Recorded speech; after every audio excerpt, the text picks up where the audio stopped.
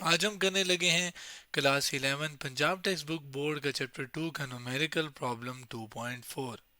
पहले मैं अगर आपके सामने न्यूमेरिकल प्रॉब्लम 2.4 की स्टेटमेंट ले आऊँ, इसको फिर समझते हैं और फिर इसको सॉल्व करते हैं। A body of mass m at rest explode into three pieces, two of which of mass m by 4 each are thrown off in perpendicular direction with velocities of 3 meter per second and 4 meter per second respectively. Find the velocity of the third piece with which it will be thrown away.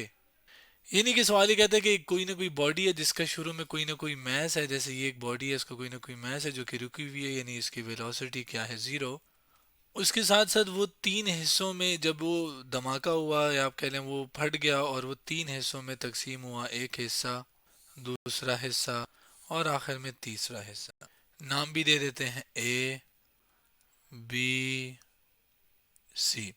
अच्छा, वो ये कह रहे हैं कि जो दो हिस्से थे उनका जो मैस है वो क्या है, 4/m/4, यानी जो भी शुरू में मैस था, फर्ज करें जो भी था, उसका चौथा हिस्सा, यानी आप कह लें उसको चार हिस्सों में डिवाइड करें, जो ये हिस्सा बनता है वो इसका था और वो दोनों का m/4 था।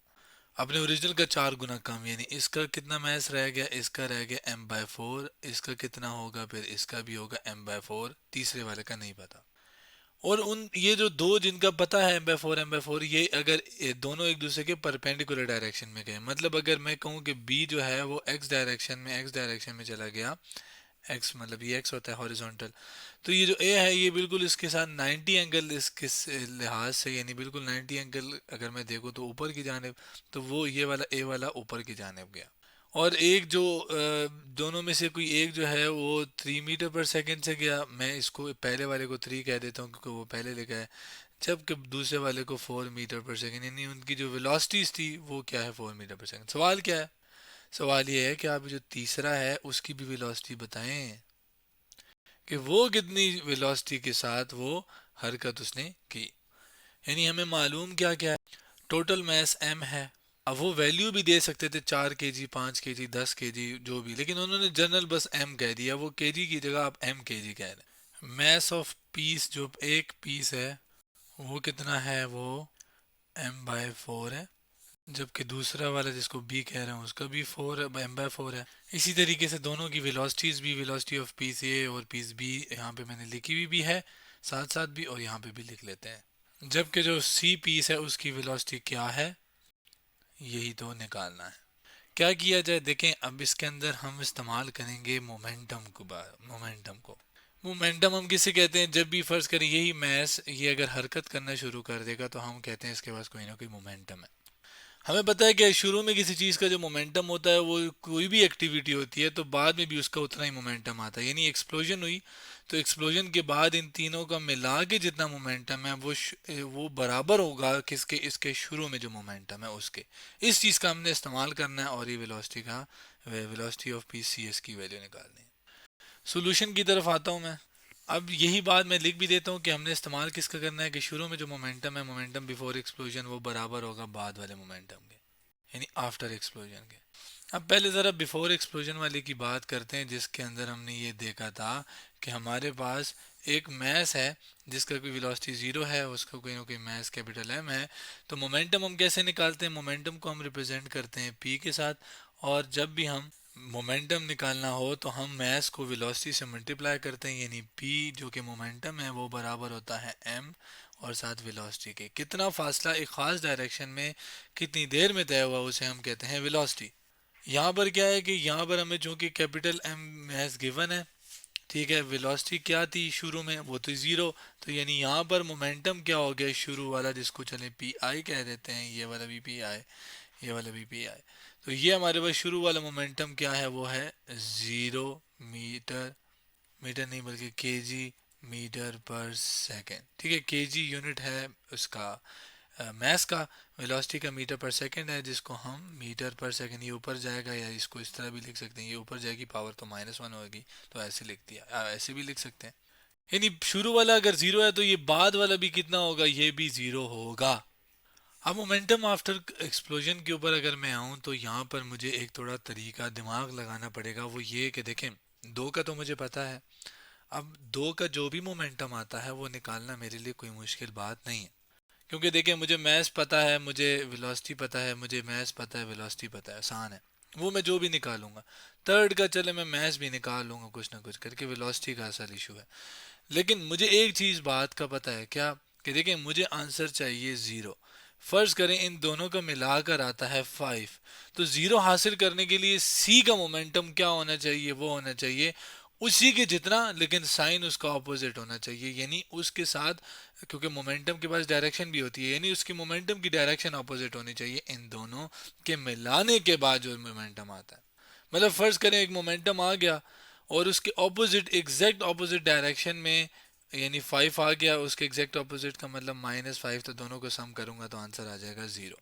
अब इस कॉन्सेप्ट का इस्तेमाल करके मैंने क्या करना है, इन दोनों का पहले मोमेंटम निकालना है। लेकिन एक चीज़, उसको निकालने से पहले एक चीज़, कि तीनों को मोमेंटम मिलाऊंगा तभी आपके पास आफ्टर एक्सप्लोजन मोमेंटम आएगा, और वो किसके बराबर होगा, 0 के। तो फिलहाल मैं एक एक करके क्या करता हूँ, निकालता हूँ, और फिर एंड में तीनों को मिला लेंगे। पहले अगर मोमेंटम फॉर पीस ए की बात की जाए, तो मोमेंटम हम पीस ए के लिए चलें पी ए कह देते हैं, और ये बाद वाला पी चलें एफ की ज़रूरत नहीं है, तो क्योंकि बाद में ए ही पी से, शुरू में तो ये था नहीं। तो वो मोमेंटम बराबर होगा, जाहिर है, उसी तरह मैस के मल्टीप्लाई बाय वेलोसिटी के, और जाहिर है इस केस में वो वेलोसिटी वो किसकी होगी, इसकी, और मैस भी इसी का होगा। तो वो हो जाएगा M A mass of a piece, जबकि वेलोसिटी ए, यानी वो जो वेलोसिटी है वो स्मॉल है, ठीक है। तो ये वेलोसिटी और ये ए होगी। अब मैस ऑफ ए कितना है, वो कैपिटल एम बाय 4 है, जबकि वी क्या है, वो है 3 मीटर पर सेकेंड। आ गई वैल्यू, पी ए की वैल्यू हमारे पास आ गई 3m/4, ठीक हो गया। अब बात करते हैं मोमेंटम इस बार बी के लिए। इस बार मैं थोड़ा डायरेक्ट करूंगा, क्या बोला कि पी बी हो जाएगा, पी बी में मैस आ जाएगा एम बी, और साथ वी बी मल्टीप्लाई हो रहे हैं। आगे आते हैं, एम बी क्या है, एम बी हमारे पास मैस ऑफ बी क्या है, वो भी M4 है, सॉरी M/4 है। इसको इस तरह लिखूं या ऊपर की तरह लिखूं, एक ही बात है। वी बी क्या है, वो है 4, 4 इसकी वेलोसिटी है। तो ये देखें, ये और 4 कैंसिल हो गए, तो आपके पास जो मोमेंटम बी है उसका, कि मोमेंटम जो पीस बी का है वो क्या आया, वो कैपिटल एम आ गया। इसको मैं यहाँ पे भी लिख लेता हूँ। अब देखें, इतना मुझे पता है, दोनों को मैं ऐड करूंगा, जो भी आंसर आएगा वो उसका ऑपोजिट, इक्वल लेकिन ऑपोजिट डायरेक्शन में जो भी मोमेंटम होगा वो फिर क्या होगा, सी का होगा। लेकिन देखें, मोमेंटम होती है वेक्टर क्वांटिटी, मतलब ये इसके साथ डायरेक्शन भी होती है। तो जब भी मैं वेक्टर क्वांटिटीज को ऐड करता हूँ, तो मुझे जस्ट उसके नंबर नहीं ऐड करने होते, कि अगर फर्ज करें आंसर 1 है और ये भी 2 है, तो 1 + 2 क्या हो गया, 3 नहीं। उसका तरीका अलग होता है। उसका तरीका ये होता है कि इस वेक्टर यानी इस मोमेंटम को और इस मोमेंटम बी को हमने एक फार्मूले से ऐड करना है। उसको मैं नेक्स्ट स्लाइड पे ले आया हूँ। तो जो पी ए और पी बी का जो रिजल्ट आता है, उसको मैं कह देता हूँ कि वो है किसके बराबर, उसको मैं नाम दे देता हूँ टोटल मोमेंटम के बराबर है। फर्ज करें, मैं नाम बल्कि नहीं, काम करते हैं उसको कोई स्पेशल नाम दे देते हैं। चलें, उसको हम नाम दे देते हैं P2 का। और ये है क्या, इस बात को मैं इसके ऊपर ही लिख देता हूँ, यहाँ पे नीचे लेकर, कि ये क्या है, ये आपके पास कंबाइन मोमेंटम है किसका, पीस ए और पीस बी का। तो ये जब मैंने यहाँ पे रखा, तो आपके पास उसको ऐड करने का तरीका ये होता है कि आपने क्या करना है, अंडर रूट लेना है। अंडर रूट के अंदर आपने पहला जो मोमेंटम पी ए है उसका स्क्वायर प्लस दूसरे वाले का स्क्वायर लेकर ऐड करना है। बिल्कुल वैसे ही जैसे दो वेक्टर्स के आप सम का जो आंसर है उसका मैग्नीट्यूड निकालते हो, यानी एक वेक्टर है, दूसरा वेक्टर है, इसका जो रिजल्ट आया है वो ये आया है, और इसका जो रिजल्ट का कितनी वैल्यू है, इसका मैग्नीट्यूड क्या है, वो हम इस तरीके से निकालते हैं।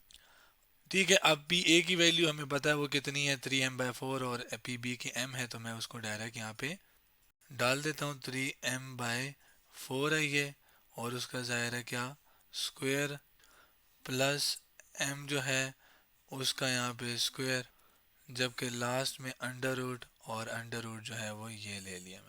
अब इसको सॉल्व करते हैं। 3 का स्केयर होता है 9, और m का स्केयर m आ जाएगा, 4 का स्केयर होता है 16।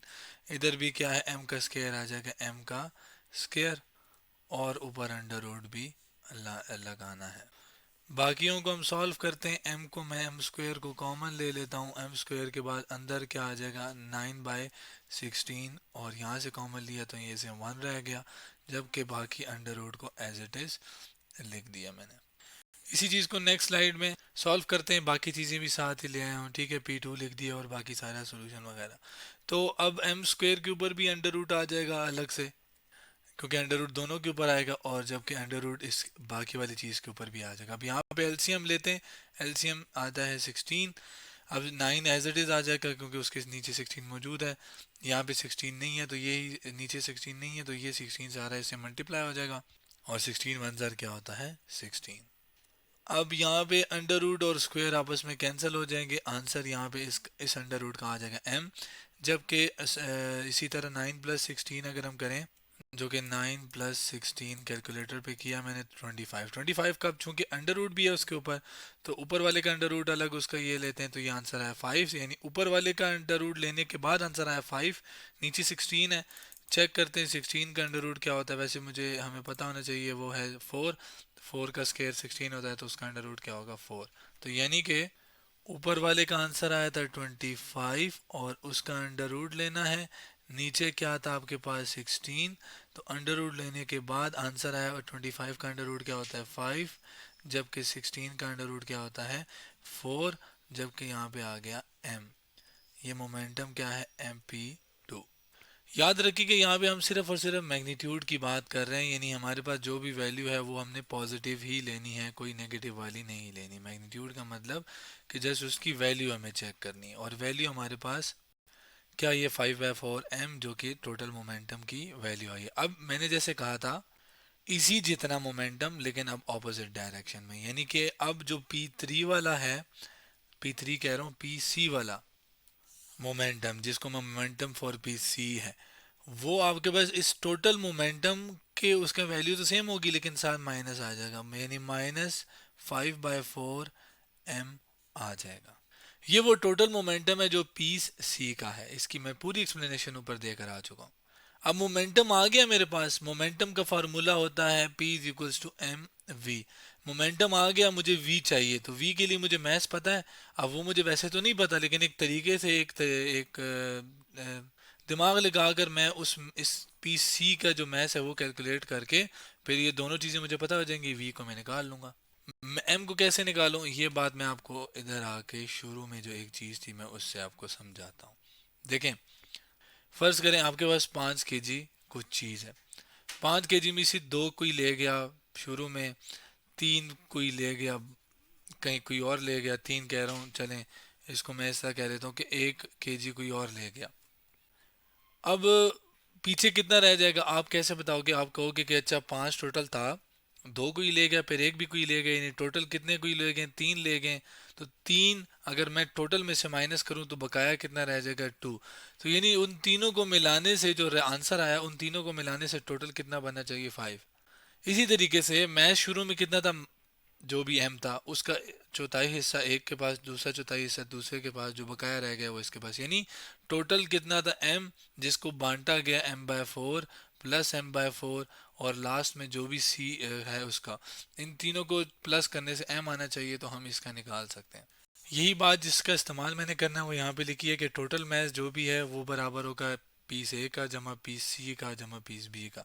चलें वो पीस बी पहले भी लिख सकता था, लेकिन एक ही बात है, टोटल मैथ कितना है m, पीस ए का कितना था m/4, पीस सी का मुझे नहीं पता, उसको मैं स्मॉल mc कह देता हूँ चलें, जबकि आपके पास पीस बी का क्या था, वो भी m/4 था। दोनों को ऐड करते हैं तो ये एलसीएम आ जाएगा। चलें पहले दोनों को साथ लिख लेते हैं ताकि कोई इशू ना हो, ठीक है। अब इन दोनों को मैंने साथ लिखकर जो भी आंसर है उसको फिर दूसरी साइड लेके जाना है, ठीक है, क्योंकि मुझे एम सी चाहिए। तो ये आपके पास 4 LCM आ गया, m प्लस m क्या हो जाएगा, यहाँ पे भी 4 है तो ऊपर m, यहाँ पे भी 4 है तो सिर्फ m, तो ये आ जाएगा 2m और प्लस mc। 2 से 2 1 जार टू 2 जार, तो ये आ जाएगा m/2 और प्लस mc। लेफ्ट साइड पे सिर्फ m है, ये प्लस हो रहा है इधर mc के साथ, उधर जाके माइनस होगा, तो m minus m/2 is equals to mc।